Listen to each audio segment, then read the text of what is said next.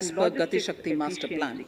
The focus will be on planning, financing, including through innovative ways, use of technology, and speedier implementation. The projects pertaining to these 7 engines in the National Infrastructure Pipeline will be aligned with PM Gati Shakti framework. The touchstone of the master plan will be world-class modern infrastructure and logistics synergy among different modes of movement, both of people and goods, and location of projects. This will help raise the productivity and accelerate economic growth and development. Road transport. PM Gati Shakti Master Plan for expressways will be formulated in 22-23 to facilitate faster movement of people and goods. The National Highways network will be expanded by 25,000 kilometers in 2022-23. 20,000 crores of rupees will be mobilized through innovative ways of financing to complement the public resources. The data exchange among all mode operators will be brought on unified logistics interface platform designed for application programming interface. This will provide for efficient movement of goods through different modes, reducing logistics cost and time, assisting just-in-time inventory management, and in eliminating tedious documentation. Most importantly, this will provide real-time information to all stakeholders and improve international competitiveness. Open source mobility stack for organizing seamless travel of passengers will also be facilitated. Contracts for implementation of multimodal logistic parks at 4 locations through PPP mode will be awarded in 22-23. Railways will develop new products and efficient logistics services for small farmers and small and medium enterprises, besides taking the lead in integration of postal and railways network to provide seamless solutions for movement of parcels. One station, one product concept will be popularized to help local businesses and supply chains. As a part of Atmanirbhar Bharat, 2,000 kilometers of network will be brought under Kavach, the indigenous world-class technology for safety and capacity augmentation in 2022-23. 400 new generation Vande Bharat trains will better energy efficiency and passenger riding experience will be developed and manufactured during the next 3 years. 100 PM Gati Shakti cargo terminals for multimodal logistics facilities will be developed during the next 3 years. Innovative ways of financing and faster implementation will be encouraged for building metro systems of appropriate type at scale. Multimodal connectivity between mass urban transport and railway stations will be facilitated on priority. Design of metro systems, including civil structures, will be reoriented and standardized for Indian conditions and needs. Parvat Mala. As a preferred ecologically sustainable alternative to conventional roads in difficult hilly areas, National Ropeways Development Program will be taken up on PPP mode. The aim is to improve connectivity and convenience for commuters, besides promoting tourism. This may also cover congested urban areas where conventional mass transit system is not feasible. Contracts for 8 such ropeway projects for a length of 60 kilometers will be awarded in 22-23.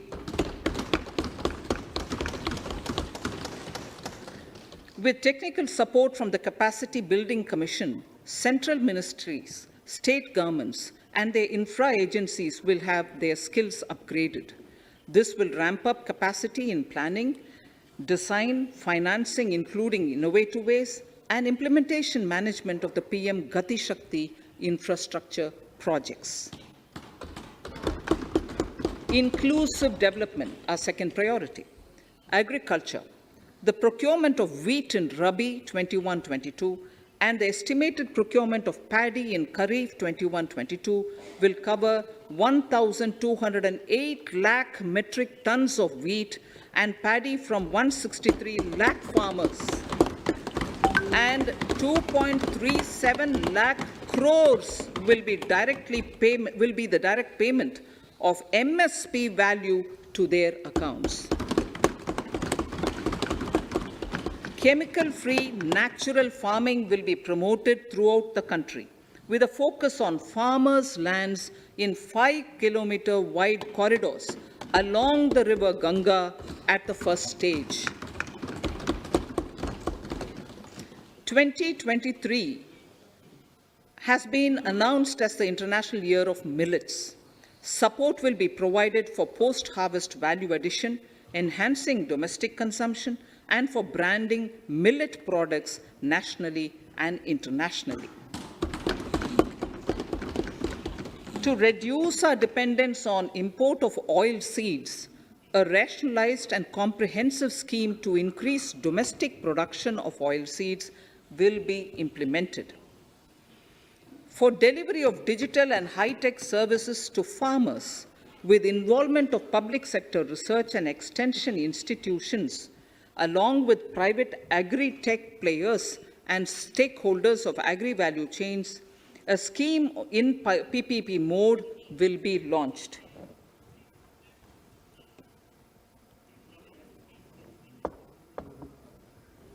Use of Kisan drones will be promoted for crop assessment, digitization of land records, spraying of insecticides and nutrients. States will be encouraged to revise syllabi of agricultural universities to meet the needs of natural, zero budget, and organic farming, modern day agriculture, value addition, and management. A fund with blended capital raised under the co-investment model will be facilitated through the NABARD. This is to finance startups for agriculture and rural enterprise relevant for farm produce value chain. The activities of these startups will include inter alia, support for FPOs, machinery for farmers on rental basis at farm level, and technology including IT-based support. The implementation of the Ken-Betwa link project at an estimated cost of 44,605 crores will be taken up. This is aimed at providing irrigation benefits to 9.0 lakh hectare of farmers' lands, drinking water supply to 62 lakh people, 103 megawatt of hydro, 27 megawatt of solar power, allocations of 4,300 crores of rupees in the RE 21-22 and 1,400 crores of rupees in 22-23 have been made for this project. Honorable Speaker, sir, draft DPRs for 5 river links, namely Daman-Ganga Pinjal, Par-Tapi Narmada, Godavari Krishna, Krishna Pennar, and Pennar Kaveri have been finalized. Once a consensus is reached among the beneficiary states, the Centre will provide support for their implementation. For farmers to adopt suitable varieties of fruits and vegetables and to use appropriate production and harvesting techniques, our government will provide a comprehensive package with participation of state governments. MSMEs, Udyam, eShram, NCS, and ASEEM portals will be interlinked. Their scope will be widened. They will now perform as portals with live organic databases, providing G2C, B2C, and B2B services. These services will relate to credit facilitation, skilling, and recruitment with an aim to further formalize the economy and enhance entrepreneurial opportunities for all. Emergency Credit Line Guarantee Scheme has provided the much-needed additional credit to more than 130 lakh MSMEs. This has helped them mitigate the adverse impact of the pandemic. The hospitality and related services, especially those by micro and small enterprises, are yet to regain their pre-pandemic level of business. Considering these aspects, the ECLGS will be extended up to March 2023, and its guarantee cover will be expanded by 50,000 crores of rupees to total cover of 5 lakh crores.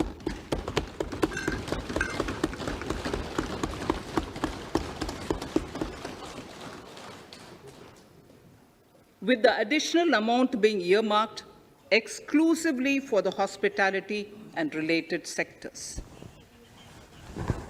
Credit Guarantee Trust for Micro and Small Enterprises, CGTMSE, scheme will be revamped with required infusion of funds.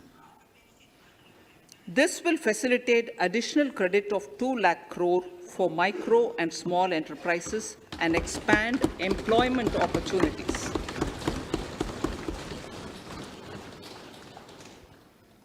Raising and accelerating MSME performance RAMP program will outlay of 6,000 crore over 5 years will be rolled out. This will help MSME sector become more resilient, competitive, and efficient.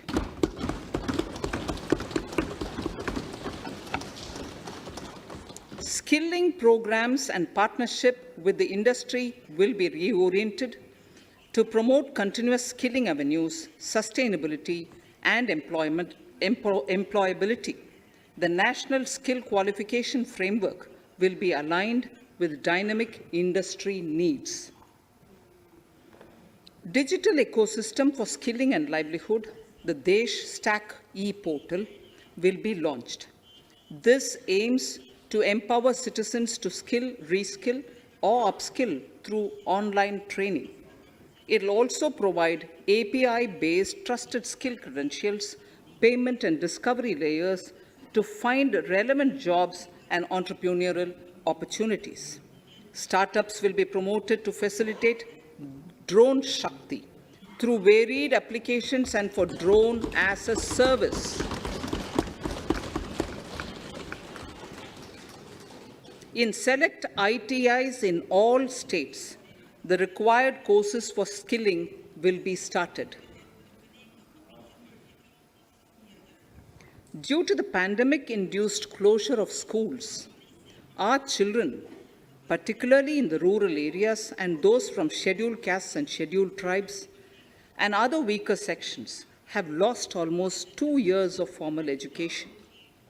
Mostly, these are children in government schools.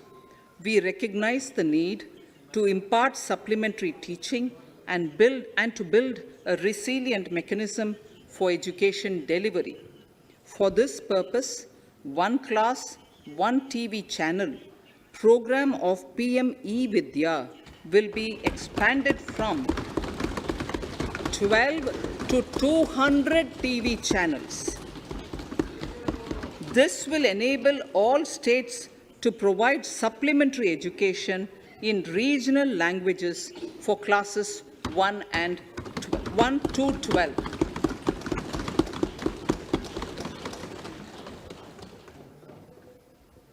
High-quality e-content in all spoken languages will be developed for delivery via internet, mobile phones, TV, and through radio and through digital teachers. A competitive mechanism for development of quality e-content by the teachers will be set up to empower and equip them with digital tools of teaching and facilitate better learning outcomes. A digital university will be established to provide access to students across the country for world-class quality universal education with personalized learning experience at their doorsteps. This will be made available in different Indian languages and ICT formats. The university will be built on a networked hub and spoke model, with the hub building cutting-edge ICT expertise. The best public universities and institutions in the country will collaborate as a network of hub and spoke. An open platform for the national digital health ecosystem will be rolled out. It will consist of digital registries of health providers and health facilities, unique health identity, consent framework, and universal access to health facilities. The pandemic has accentuated mental health problems in people of all ages. To better the access to quality mental health counseling and care services, a national tele-mental health program will be launched.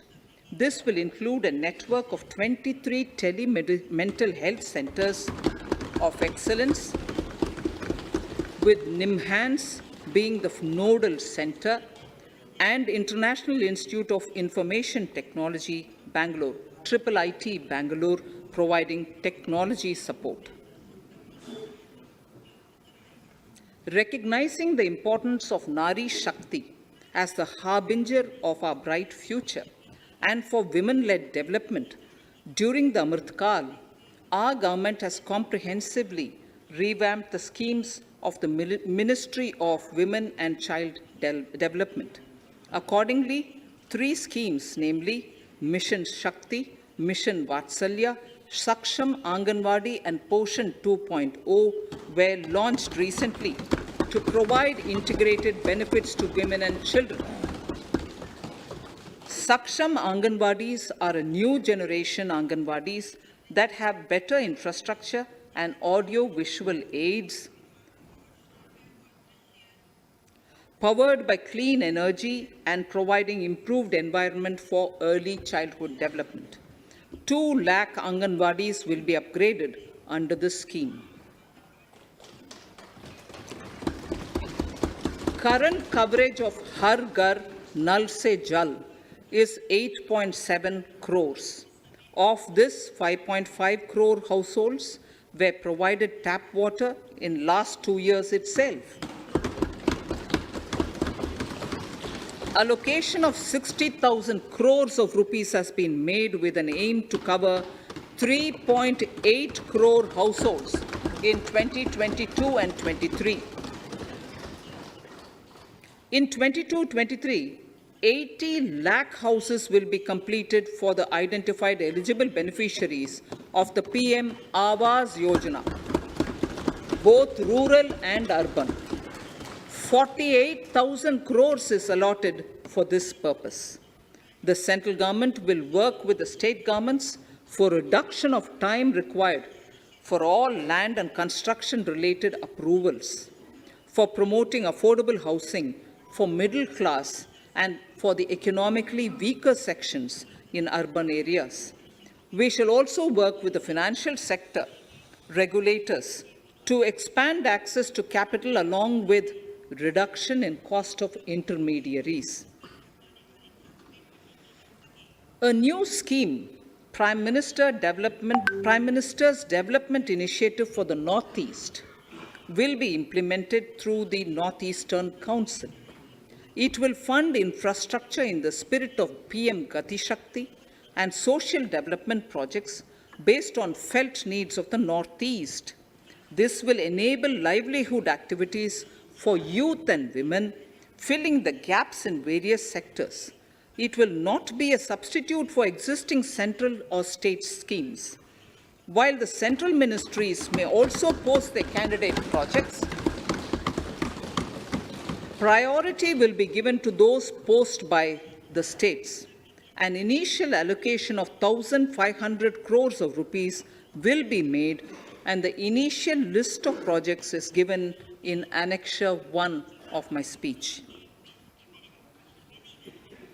Our vision to improve the quality of life of citizens in the most backward districts of the country through Aspirational Districts program has been translated into reality in a very short span of time. 95% of those 112 districts have made significant progress in key sectors such as health, nutrition, financial inclusion, and basic infrastructure. They have surpassed even some of the state average values.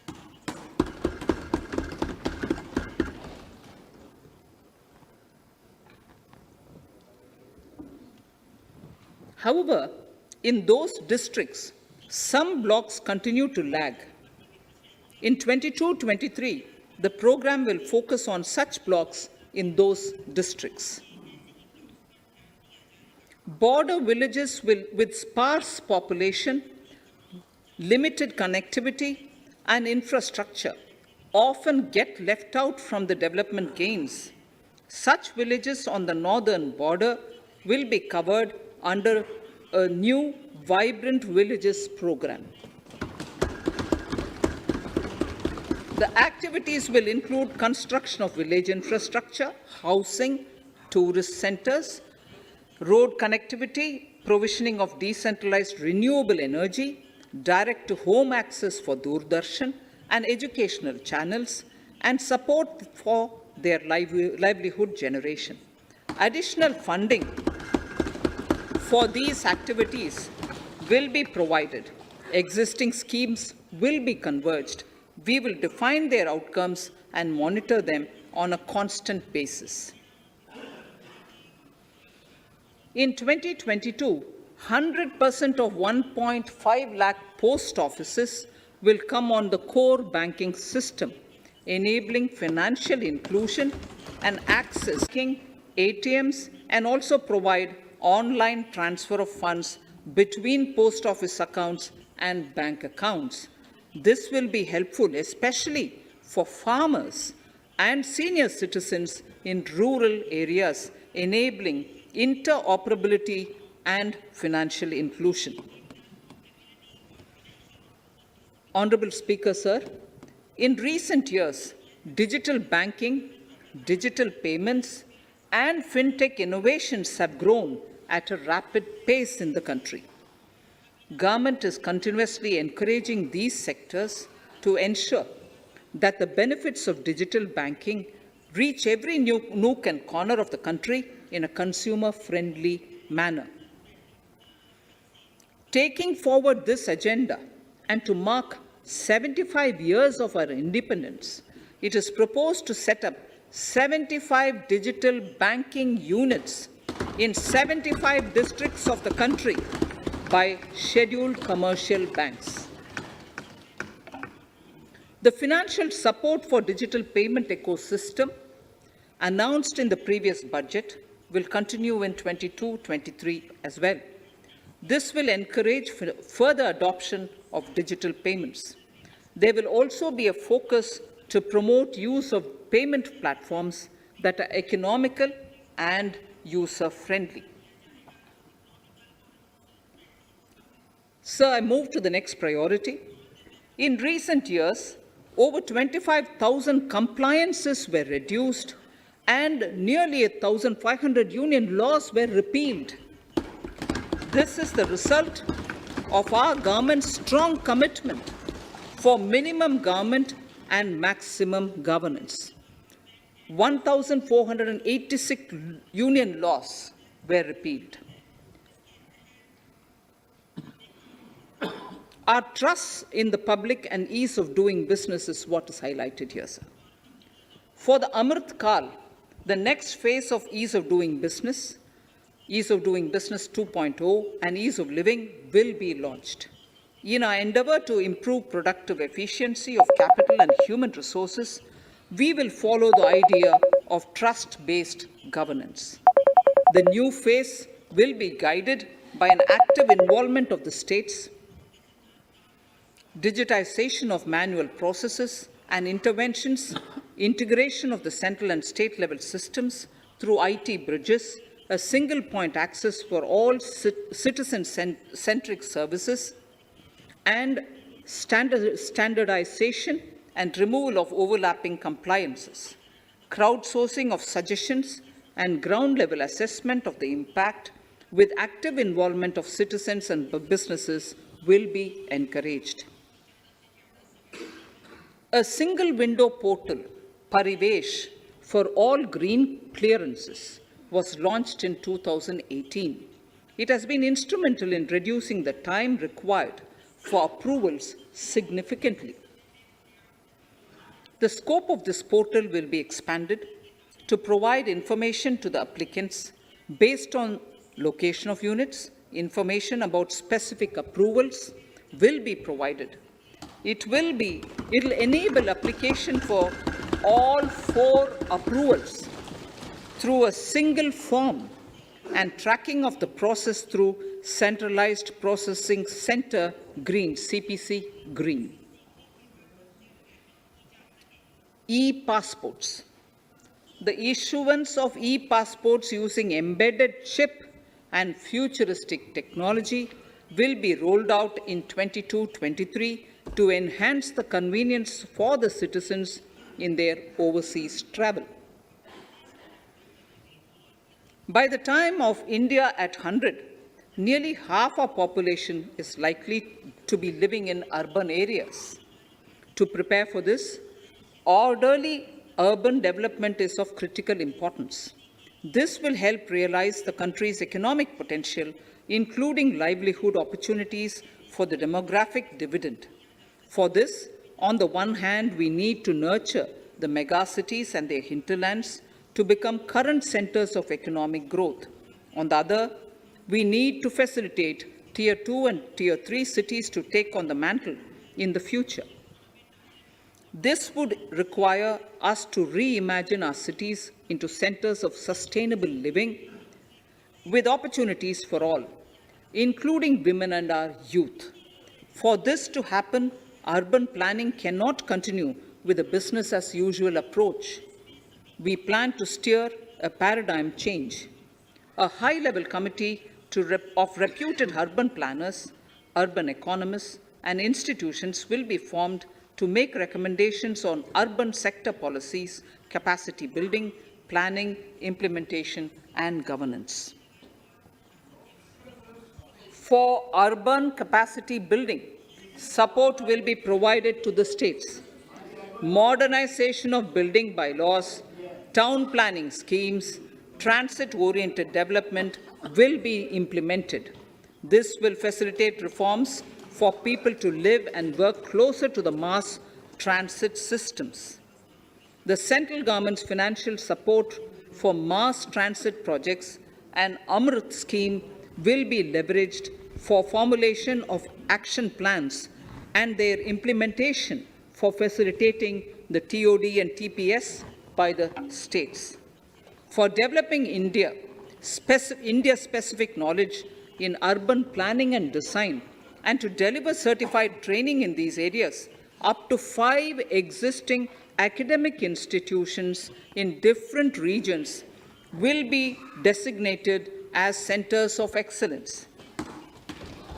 These centers will be provided endowment fund of 250 crore each.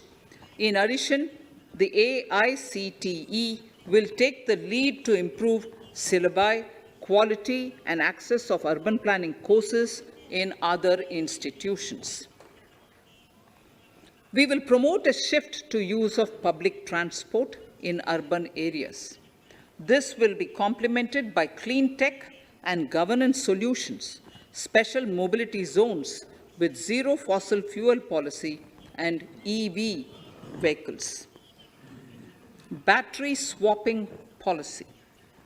Considering the constraint of space in urban areas, for setting up charging stations at scale, a battery swapping policy will be brought out and interoperability standards will be formulated.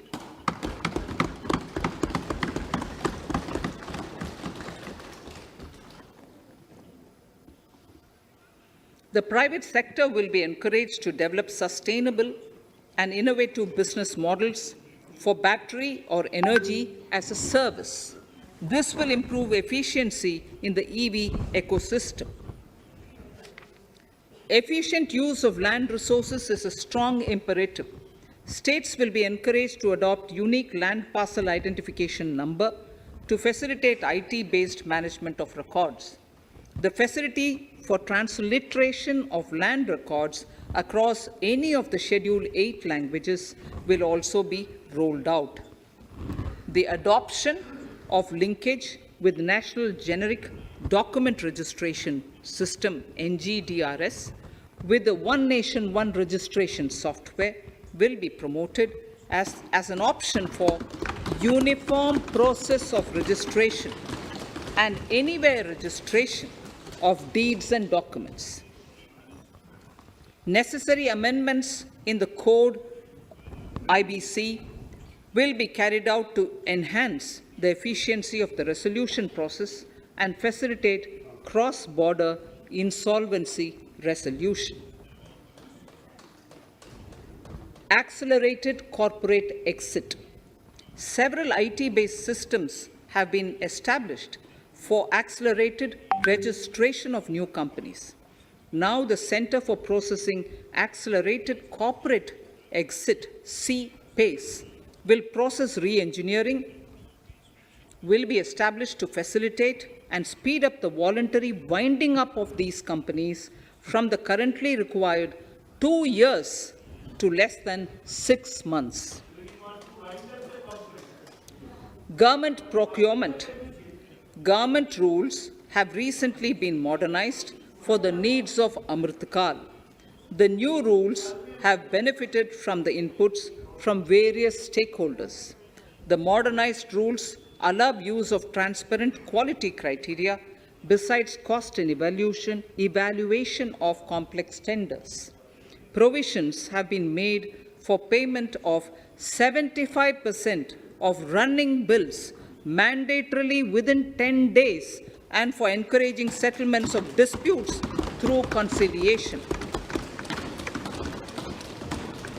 As a further step to enhance transparency and to reduce delays in payments, a completely paperless, end-to-end online e-bill system will be launched for use by all central ministries for their procurements.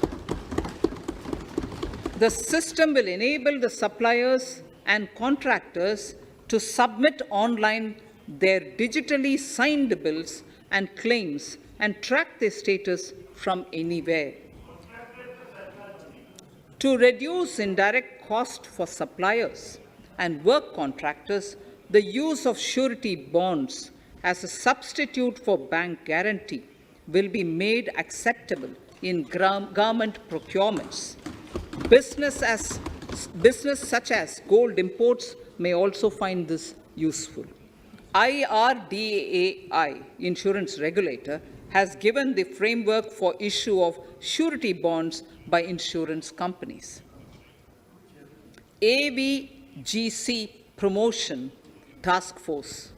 The animation, visual effects, gaming, and comic, the AVGC sector, offers immense potential to employ youth.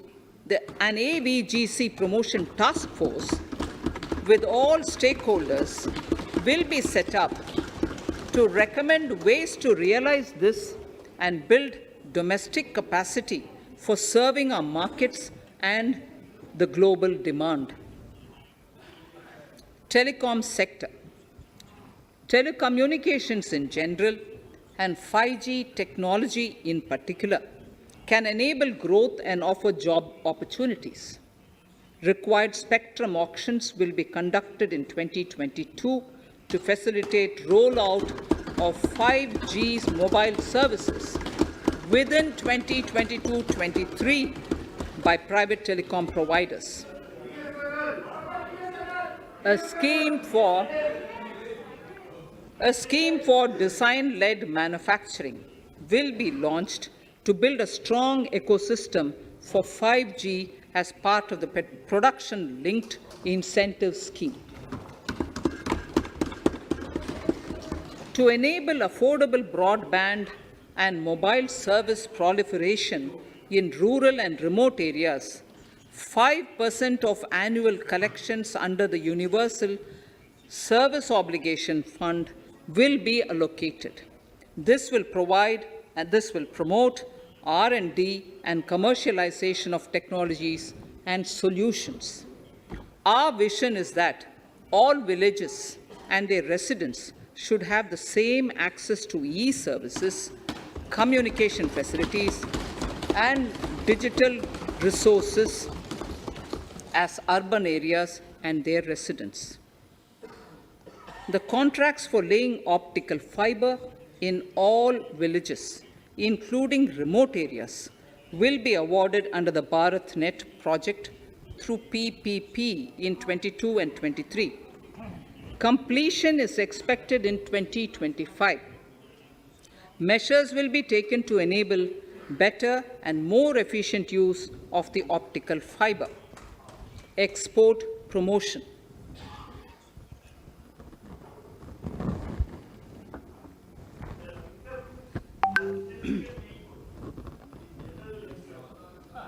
The Special Economic Zones Act will be replaced with a new legislation that will enable the states to become partners in development of enterprise and service hubs. This will cover all large existing and new industrial enclaves to optimally utilize available infrastructure and enhance competitiveness of exports. Atmanirbharta in defense. Our government is committed to reducing imports and promoting Atmanirbharta in equipment for the armed forces.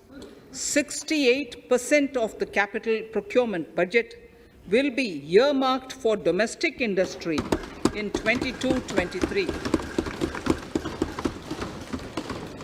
up from 58% in 21-22. Defense R&D will be opened up for industry, startups, and academia, with 25% of defense R&D budget earmarked. Private industry will be encouraged to take up design and development of military platforms and equipment in collaboration with DRDO and other organizations through SPV model. An independent nodal umbrella body will be set up for meeting wide-ranging testing and certification requirements. Artificial intelligence, geospatial systems and drones, semiconductor and its ecosystem, space economy, genomics and pharmaceuticals, green energy and clean mobility systems have immense potential to assist sustainable development at scale and modernize the country. They provide employment opportunities for our youth and make Indian industry more efficient and competitive. Supportive policies, light touch regulations, facilitative actions to build domestic capacities and promotion of research and development will guide the government's approach. For R&D in the sunrise opportunities, in addition to efforts of collaboration among academia, industry, and public institutions, government contribution will be provided. Energy transition and climate change. The risks of climate change are the strongest negative externalities that affect India and other countries. As Honorable Prime Minister said at the COP26 summit in Glasgow last November, and I quote, "What is needed today is mindful and deliberate utilization instead of mindless, destructive consumption," unquote. The low-carbon development strategy, as enunciated in the Panchamrit that he announced is an important reflection of our government's strong commitment towards sustainable development. The strategy opens up huge employment opportunities and will take the country on a sustainable development path. This budget proposes several near-term and long-term actions accordingly. Solar power.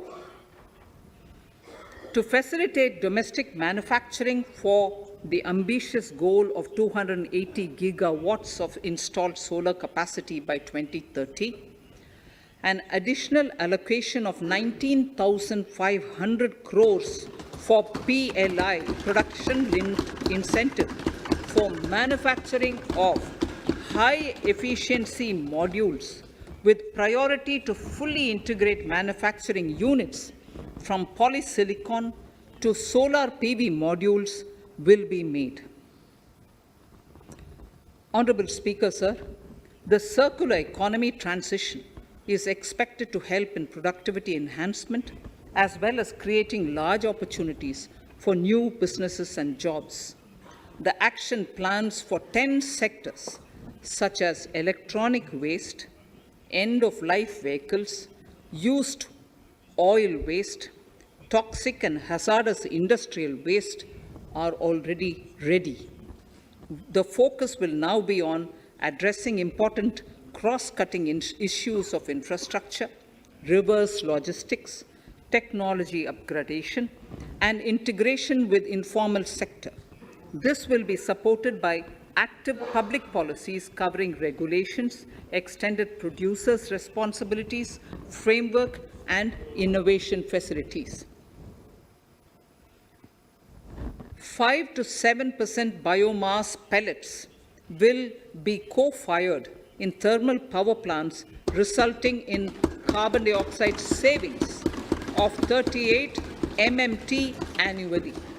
This will also provide extra income to farmers and job opportunities to locals and help avoid stubble burning in agricultural fields. Saving energy is an important aspect of the energy management. Hence, energy efficiency and savings measures will be promoted. This will be done in large commercial buildings through the energy service company business model. It will facilitate capacity building and awareness for energy audits, performance contracts, and common measurement of and verification protocol. 4 pilot projects for coal gasification and conversion of coal into chemicals required for the industry will be set up to evolve technical and financial viability. The policies and required legislative changes to promote agroforestry and private forestry will be brought in. In addition, financial support will be provided to farmers belonging to scheduled agroforestry. Honorable Speaker, I now move to the 4th priority, financing of investments. Capital investment holds the key to speedy and sustainable economic revival and consolidation through its multiplier effect.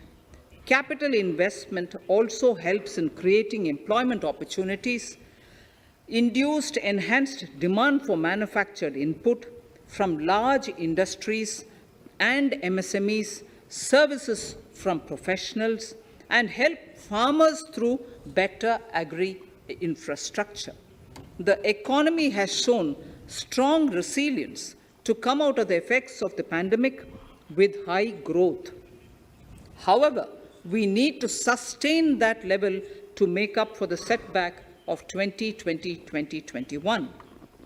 As outlined in para 5 earlier, the virtuous cycle of investment requires public investment to crowd in private investment. At this stage, private investments seem to require that support to rise to their potential and to the needs of the economy. Public investment must continue to take the lead and prime the private investment and demand in 2022-23. Considering the above imperative, the outlay for capital expenditure in the union budget is once again being stepped up sharply by 35.4% from 5.54 lakh crore in the current year to 7.50 lakh crores in 22-23. This has increased to more than 2.2 times the expenditure of 2019-20. This outlay in 22-23 will be 2.9% of the GDP. Effective capital expenditure. With this investment taken together with the provision made for creation of capital assets through grants and aid to states, the effective capital expenditure of the central government is estimated at 10.68 lakh crores in 22-23, which will be about 4.1% of the GDP. Green bonds. As a part of the government's overall market borrowings in 22-23, sovereign green bonds will be issued for mobilizing resources for green infrastructure. The proceeds will be deployed in public sector projects which help in reducing the carbon intensity of the economy. Gift IFSC. World-class foreign universities and institutions will be allowed in the gift city to offer courses in the financial management, fintech, science, technology, engineering, and mathematics free from domestic regulations, except those by the IFSCA to facilitate availability of high-end human resources for financial services and technology. An international arbitration center will be set up in the gift city for timely settlement of disputes under international jurisprudence. Services for global capital for sustainable and climate finance in the country will be facilitated in the gift city. Infrastructure status. Data centers and energy storage systems, including dense charging infrastructure and grid-scale battery systems, will be included in the harmonized list of infrastructure. This will facilitate credit availability for digital infrastructure and clean energy storage. Venture capital and private equity invested more than 5.5 lakh crores last year, facilitating one of the largest startup growth system. Scaling up this investment requires a holistic examination of regulatory and other frictions. An expert committee will be set up to examine and suggest appropriate measures. Government-backed funds, NIIF and SIDBI, Fund of Funds, have provided scale capital, creating a multiplier effect.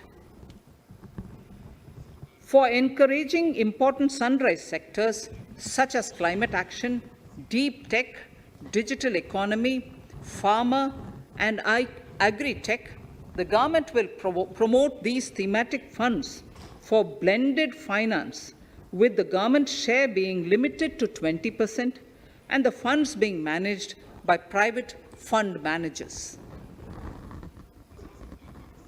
For financing the infrastructure needs, the stepping up of public investment will need to be complemented by private capital at a significant scale. Measures will be taken to enhance financial viability of projects, including PPP, with technical and knowledge assistance from multilateral agencies. Enhancing financial viability shall also be obtained by adopting global best practices, innovative ways of financing, and balanced risk allocation. Digital rupee.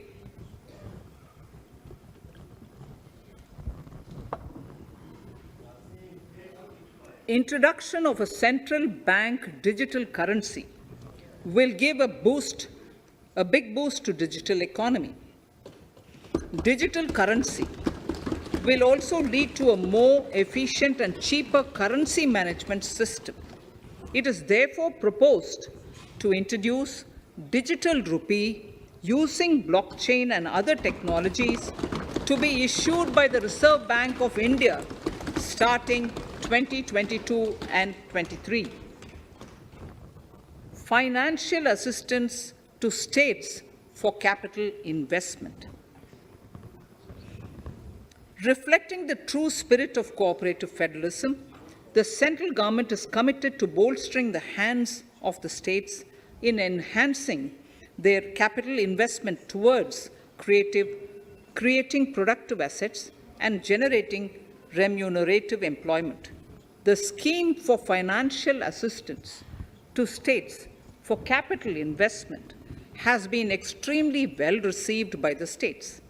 In deference to the requests received during my meeting with the chief ministers and state finance ministers, the outlay for this scheme is being enhanced from 10,000 crores in the budget estimates to 15,000 crores in the revised estimates for the current year.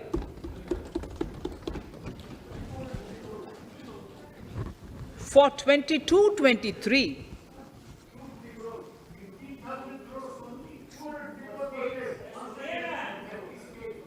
I'll repeat that sentence for the benefit of many of our honorable members.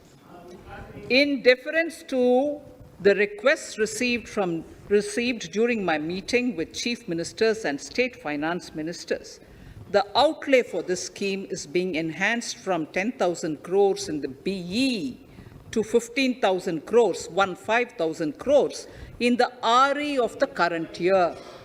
For 22-23, the allocation is 1 lakh crores to assist the states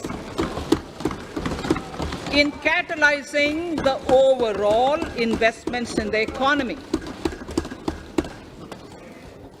Are over and above the normal borrowings allowed to the states. Are over and above the normal borrowings to the states.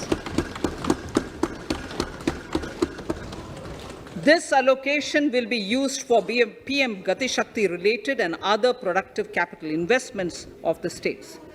It will also include components for supplemental funding for priority segments of PM Gram Sadak Yojana, including support for the state share, digitization of the economy, including digital payments and completion of OFC network, and reforms related to building bylaws, town planning schemes, transit-oriented development, and transferable development rights. In 22-23, in accordance with the recommendations of the 15th Finance Commission, the states will be allowed a fiscal deficit of 4% of the GSDP, of which 0.5% will be tied to power sector reforms, for which the conditions have already been communicated in 21-22. Fiscal management. As against a total expenditure of 34.83 lakh crores of rupees projected in the BE 21-22, the revised estimate is 37.70 lakh crores. The revised estimate of capital expenditure is 6.3 lakh crores of rupees. This includes an amount of 51,971 crores towards settlement of outstanding guaranteed liabilities of Air India and its other sundry commitments. Coming to the budget estimates, Honorable Speaker, sir, the total expenditure in 22-23 is estimated at 39.45 lakh crores, while the total receipts other than borrowings are estimated at 22.84 lakh crores of rupees.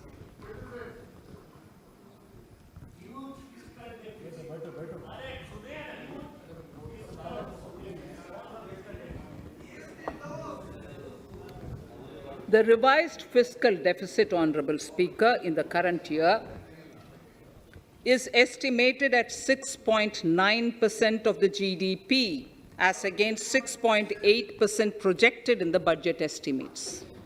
The fiscal deficit is in 22-23 is estimated at 6.4% of the GDP, which is consistent with the broad path of the fiscal consolidation announced by me last year to reach a fiscal deficit level below 4.5% by 25-26. While setting the fiscal deficit level in 22-23, I am conscious of the need to nurture growth through public investment to become stronger and sustainable. I will now move to part B of my speech.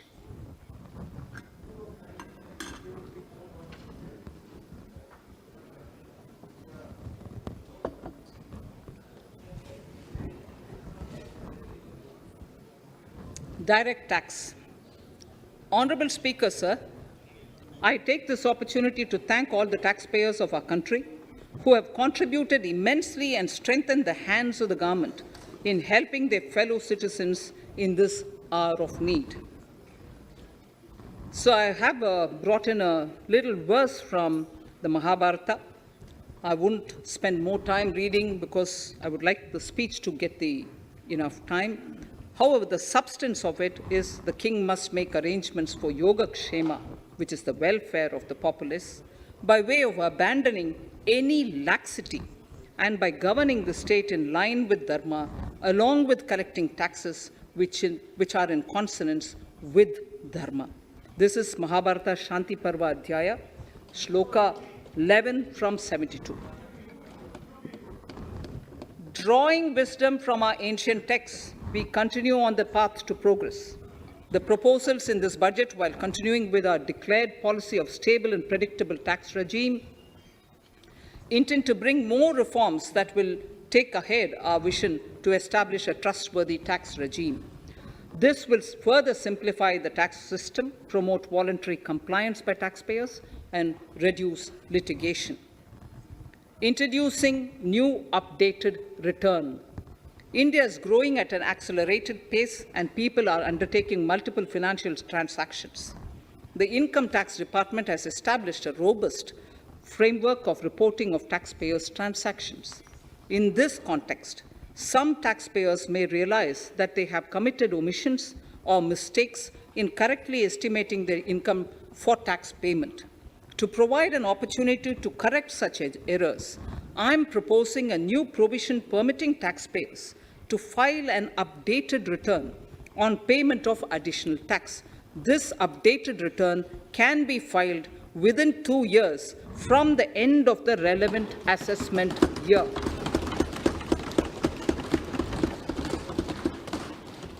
Honorable Speaker, sir, presently, if the department finds out that some income has been missed out by an assessee, it goes through a lengthy process of adjudication.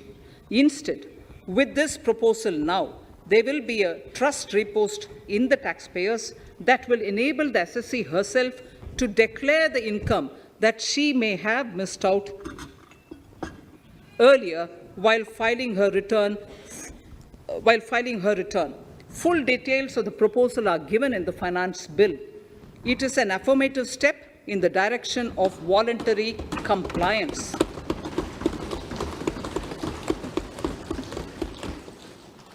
Reduced alternative minimum tax rate and surcharge for cooperatives. Currently, cooperative societies are required to pay alternate minimum tax at the rate of 18 and 1.5%. However, companies pay the same rate, the same, which is the alternate minimum tax, at the rate of 15%. To provide a level playing field between cooperative societies and companies, I propose to reduce this rate for the cooperative societies also to 15%. Honorable Speaker, sir, I also propose to reduce the surcharge on cooperative societies from the present 12% to 7% for those having total income of more than 1 crore and up to 10 crores. This would help in enhancing income of cooperative societies and its members who are mostly from the rural and from farming communities. tax relief to persons with disability. The parent or guardian of a differently abled person can take an insurance scheme for such person. The present law provides for deduction to the parent or guardian only if the lump sum payment or annuity is available to the differently abled person on the death of the subscriber, that is the parent or the guardian. There could be situations where the differently abled dependent may need payment of annuity or lump sum amount even during the lifetime of their parent or guardian. I propose thus to allow the payment of annuity and lump sum amount to the differently abled dependent during the lifetime of the parent and guardians, that is parent or guardians, attaining the age of 60 years. Parity between employees of the state and central governments. At present, the central government contributes 14% of the salary of its employee to the National Pension System, NPS, Tier 1. This is allowed as a deduction in computing the income of the employee. However, such deduction is allowed only to the extent of 10% of the salary in case of employees of the state governments. To provide equal treatment to both central and state government employees, I propose to increase the tax deduction limit from 10% to 14% on employers' contribution to the MPS account of state government employees as well. This would help in enhancing the social security benefits of the state government employees and bring them at par with central government employees. Incentives for startups. Startups have emerged as drivers of growth for our economy. Over the past few years, the country has seen a manifold increase in successful startups. Eligible startups established before 31/3/2022 had been provided a tax incentive for 3 consecutive years out of the 10 years from incorporation. In view of the COVID pandemic, I propose to extend the period of incorporation of the eligible startup by 1 more year, that is up to 31/3/2023, for providing such tax incentives.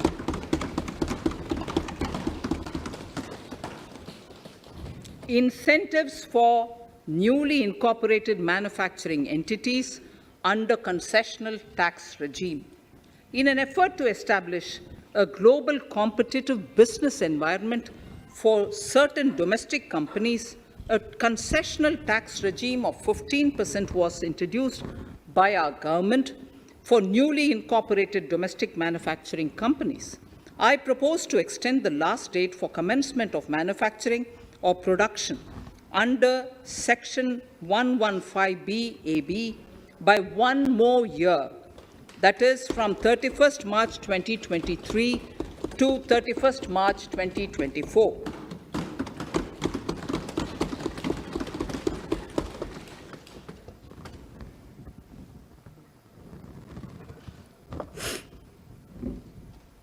Scheme for taxation of virtual digital assets. There has been a phenomenal increase in transaction in virtual digital assets. The magnitude and frequency of these transactions have made it imperative to provide for a specific tax regime.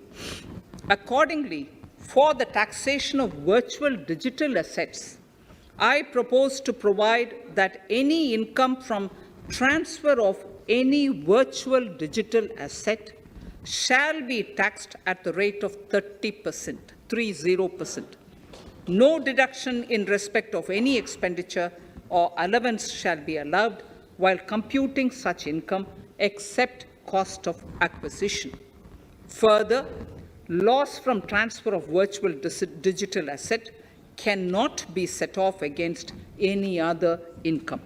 Further, in order to capture the transaction details, I also propose to provide for TDS on payment made in relation to transfer of virtual digital asset at the rate of 1% of such consideration above a monetary threshold. Gift of virtual digital asset is also proposed to be taxed in the hands of the recipient.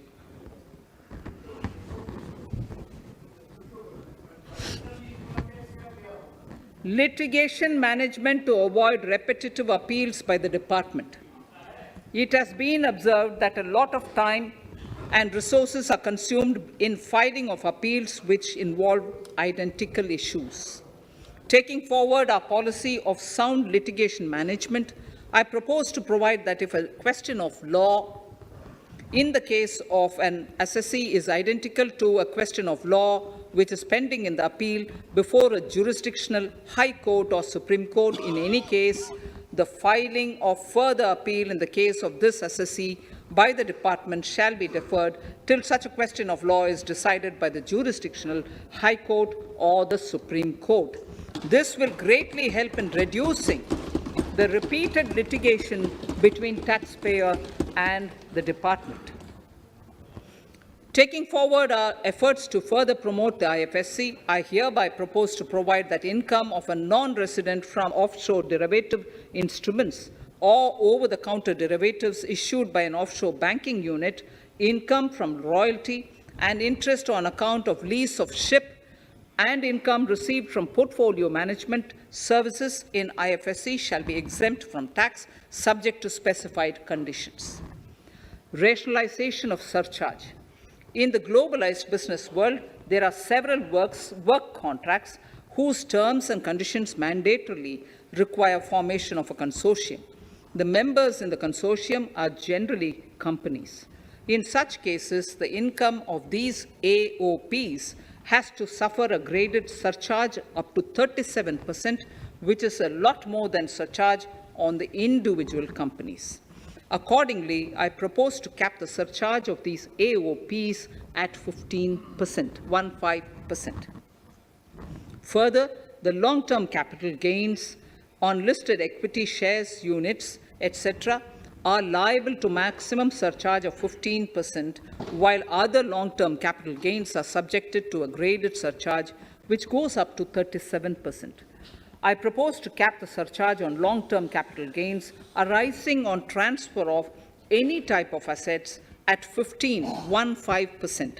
This step will give a boost to startup community, and along with my proposal on the extended tax benefits to manufacturing companies and startups, reaffirms our commitment to Atmanirbhar Bharat.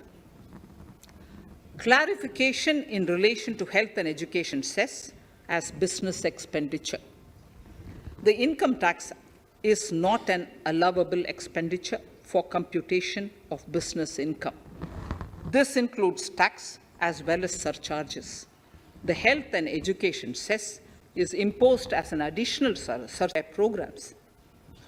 However, some courts have allowed health and education cess as business expenditure, which is against the legislative intent. To reiterate the legislative intent, I propose to clarify that any surcharge or cess on income and profits is not allowable as business expenditure. Deterrence against tax evasion. Honourable Speaker, sir, presently there is ambiguity regarding set-off of brought forward loss against undisclosed income detected in search operations. It has been observed that in many cases where undisclosed income or suppression of sales, etc., is detected, payment of tax is avoided by setting off of losses. In order to bring certainty and to increase deterrence among tax evaders, I propose to provide that no set-off of any loss shall be allowed against undisclosed income detected during search and survey operations.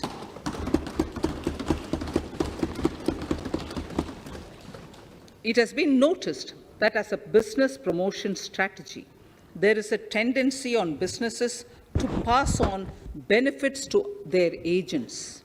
Such benefits are taxable in the hands of the agents.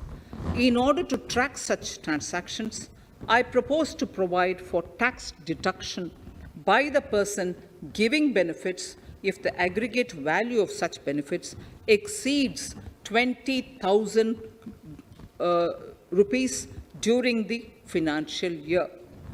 A few other changes are being made, the details of which are there in the finance bill. Indirect taxes.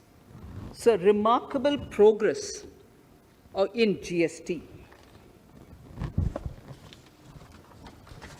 GST has been a landmark reform of independent India, showcasing the spirit of cooperative federalism. While aspirations were high, there were huge challenges too. These challenges were overcome deftly and painstakingly under the guidance and the oversight of the GST Council. We can now take pride in a fully IT-driven and progressive GST regime that has fulfilled the cherished dream of India as one market, one tax. There are still some challenges remaining, and we aspire to meet them in the coming year.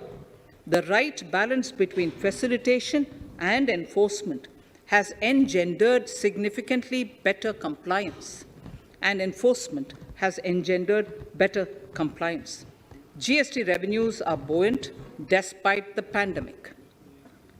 I would bring in something which I've got to know this morning, not part of my speech, but worth putting in here for the knowledge of the Honourable House. I would like to bring to the notice of this House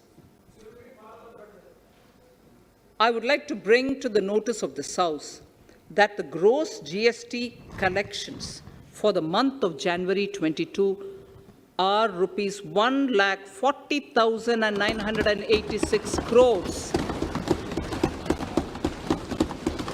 which is the highest since the inception of GST. This has been possible due to rapid economic growth, recovery, post-COVID,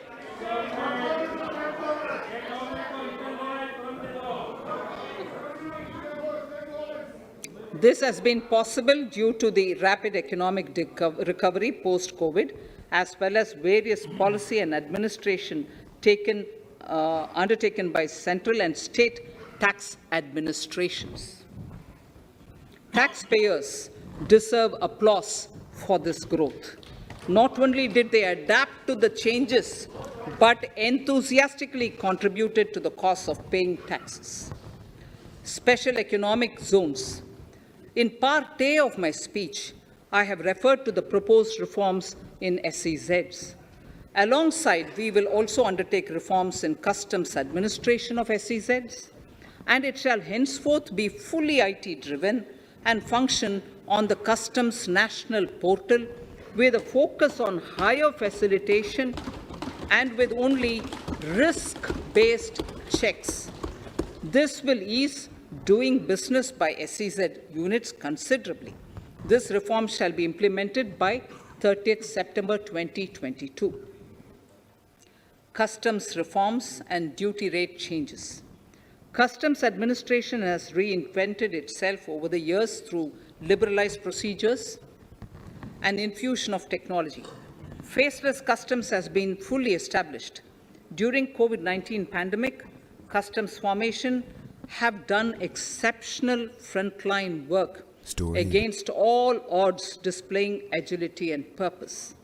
Customs reforms have played a very vital role in domestic capacity creation, providing level playing field to our MSMEs, easing the raw material supply side constraints, enhancing ease of doing business, and being an enabler to other policy initiatives such as PLI and phased manufacturing plans.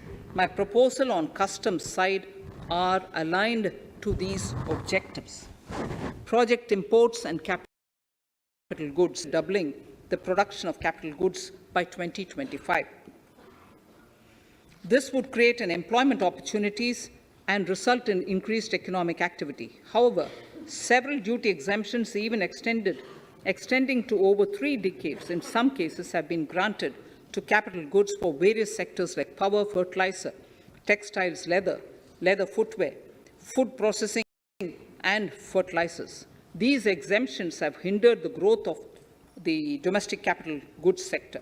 Similarly, project import duty concessions have also deprived the local producers of a level playing field in areas like coal mining projects, power generation, transmission or distribution projects, railway and metro projects. Our experience suggests that reasonable tariffs are conducive to the growth of domestic industry and make in India without significantly impacting the cost of essential imports. Accordingly, Honourable Speaker, Sir, it is proposed to phase out the concessional rates in capital goods and project imports gradually and apply a moderate tariff of 7.5%. Certain exemptions for advanced machineries that are not manufactured within the country shall continue. A few exemptions are being introduced on inputs like specialized castings, ball screw, and linear motion guide to encourage domestic manufacturing of capital goods. In the last 2 budgets, we have rationalized several customs exemptions.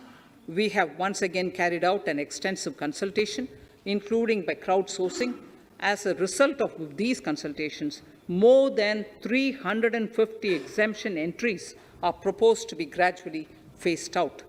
These include exemptions on certain agricultural produce,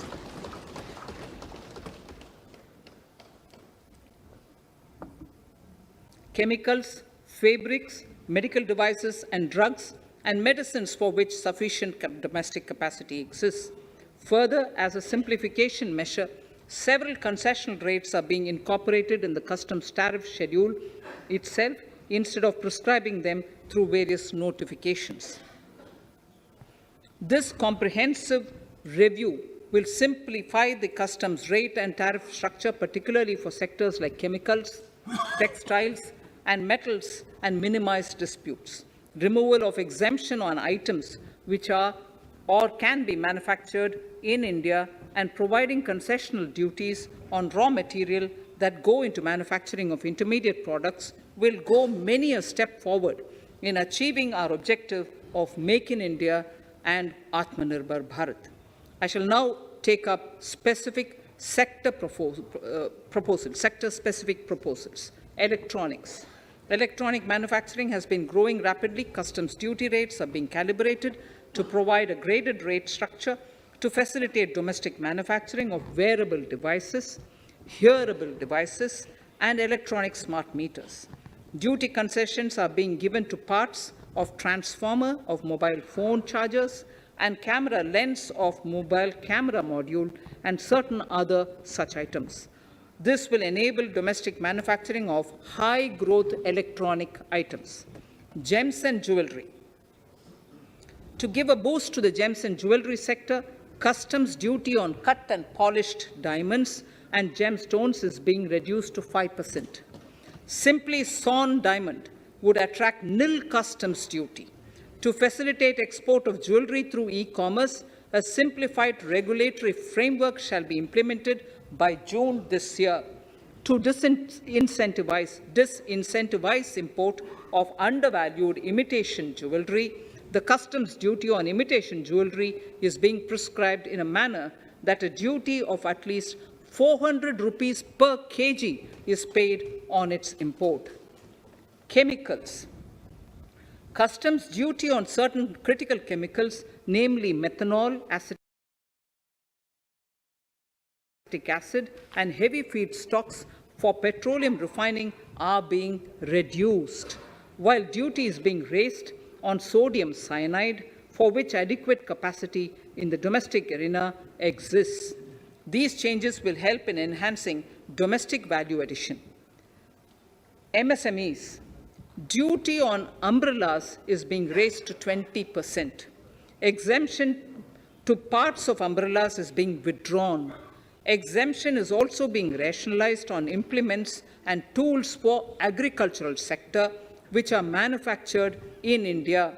Customs duty exemption given to steel scrap last year is being extended for another year to provide relief to MSME secondary steel producers. Certain anti-dumping and CVD on stainless steel and coated steel flat products, bars of alloy steel and high-speed steel are being revoked in larger public interest considering prevailing high prices of metals. To incentivize exports, exemptions are being provided on items such as embellishment, trimmings, fasteners, buttons, zipper, lining material, specified leather, furniture fittings, and packaging boxes that may be needed by bona fide exporters of handicrafts, textiles, leather garments, leather footwear, and other goods. Honorable Speaker, sir, duty is being reduced on certain inputs required for shrimp aquaculture so as to promote its exports. Tariff measure to encourage blending of fuel. Blending of fuel is a priority for this government. To encourage the efforts for blending of fuel, unblended fuel shall attract an additional differential excise duty of rupees 2 per litre from first day of October 22. A few other changes are being made in duty rates, customs, tariff and customs law, the details of which are there in the finance bill. Mr. Speaker, sir, with these words, I commend the budget to this august House. Thank you. Item number 2, Srimati Nirmala Sitharaman ji.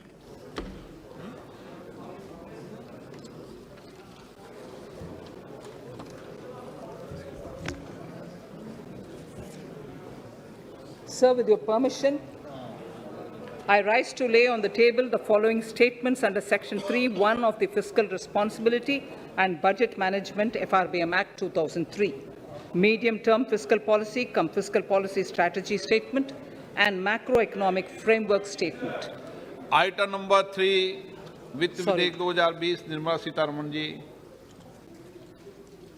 Sir, item number 3, Finance Bill. Sir, with your permission, I rise to move for leave to introduce the Finance Bill 2022. प्रश्न ये कि वित्त विधेयक को पुनर्स्थापित करने की अनुमति प्रदान की जाए। जो सदस्य इसके पक्ष में हाँ गए, जो सदस्य विरोध में ना गए, मेरे विचार में निर्णय हाँ वालों के पक्ष में, हाँ वालों के पक्ष में। माननीय मंत्री जी, वित्त विधेयक को पुनर्स्थापित करें। Sir, I introduce the bill. सभा की कार्रवाई कल बुधवार दिनांक 2 फरवरी 2022 को 4:30 बजे तक के लिए स्थगित की जाती है।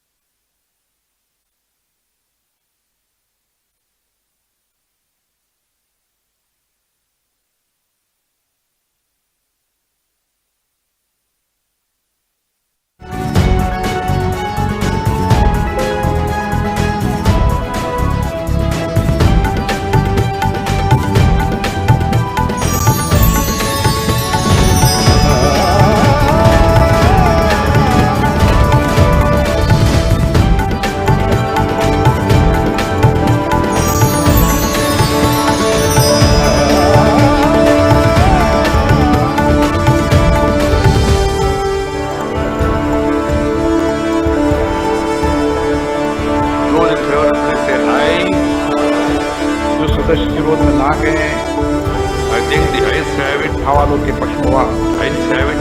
The bill is passed. Those in favor please say aye. जो सदस्य विरोध में ना गए I think the ayes have it. हवालों के पक्ष में ayes have it. The bill is passed. We all know the importance of good health. Often we don't know how to achieve it.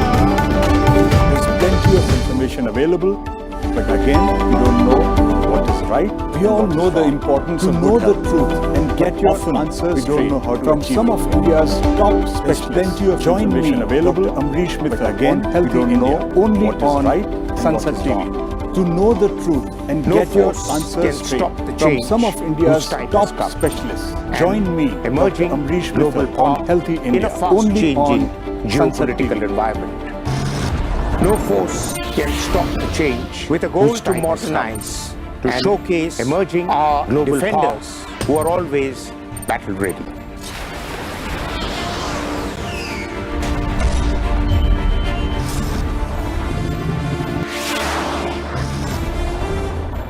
Watch our special presentations featuring India's defense forces and their capabilities in The Defenders, only on SANSAD TV.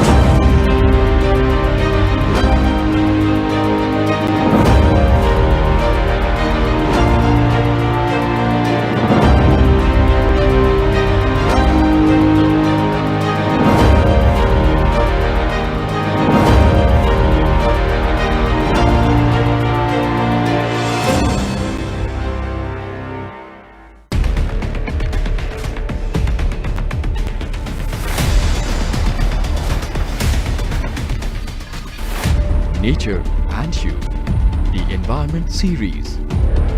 Aim is to awake and aware people to protect our environment, be it climate or wildlife crisis, depletion of ocean resources, waste management issues.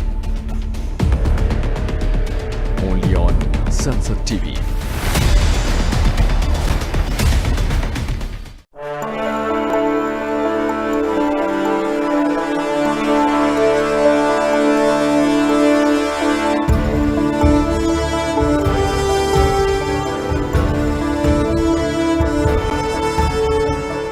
Those in favor please say aye. जो सदस्य विरोध में ना गए I think the ayes have it. हवालों के पक्ष में ayes have it. The bill is passed.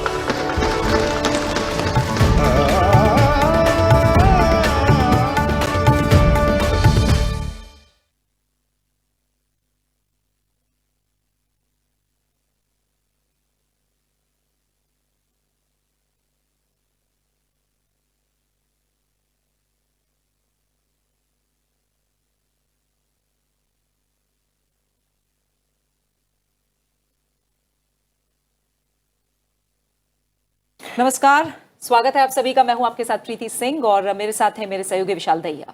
Thank you, Preeti. So finally, we have heard the budget speech from Finance Minister Nirmala Sitharaman, the second paperless budget which has been presented by this government after the last year. We'll take you through all the key highlights, key elements as well, and we'll try and make you understand as to what exactly has the budget said and what does it mean for everyone in the country. But let's first begin with some of the key highlights. Preeti? बिल्कुल, ये जो तमाम बड़ी और मुख्य बातें हैं वो इस समय आप टीवी स्क्रीन पर देख पा रहे हैं। मेक इन इंडिया के तहत 60 लाख अतिरिक्त नौकरियां दी जाएंगी, ये बात बजट में सामने आई है। इसके अलावा जो अहम घोषणाएं हैं, एमएसएमई के लिए 2 लाख करोड़ रुपए की अतिरिक्त मदद का ऐलान हुआ है।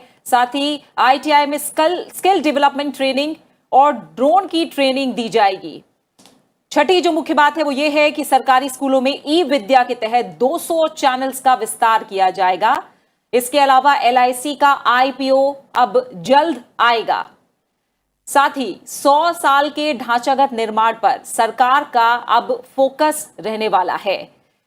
इसके अलावा 2022-23 में नेशनल हाईवे नेटवर्क तक जो इसका विस्तार है उसको करने की बात कही जा रही। क्लीन एनर्जी और क्लाइमेट जो है वो सरकार की प्राथमिकताओं में सामने आई है। इस बजट के जरिए एक बार फिर 5 नदियों को आपस में जोड़ा जाएगा। जो नदियों को आपस में जोड़ने की बात तमाम पिछले काफी समय से हम सुन रहे हैं, उसमें 5 नदियों को आपस में जोड़ा जाएगा। ऑर्गेनिक खेती को लगातार बढ़ावा देने की बात कही जा रही थी। एक बार फिर बजट में यह बात सामने आई है। रसायन मुक्त जो प्राकृतिक खेती है उसे लेकर आगे बढ़ा जाएगा। तिलहन के उत्पादन को बढ़ाने के लिए अभियान चलाने की बात है और एमएसपी के तहत रिकॉर्ड खरीदारी, किसानों को डिजिटल सर्विस दी जाएगी।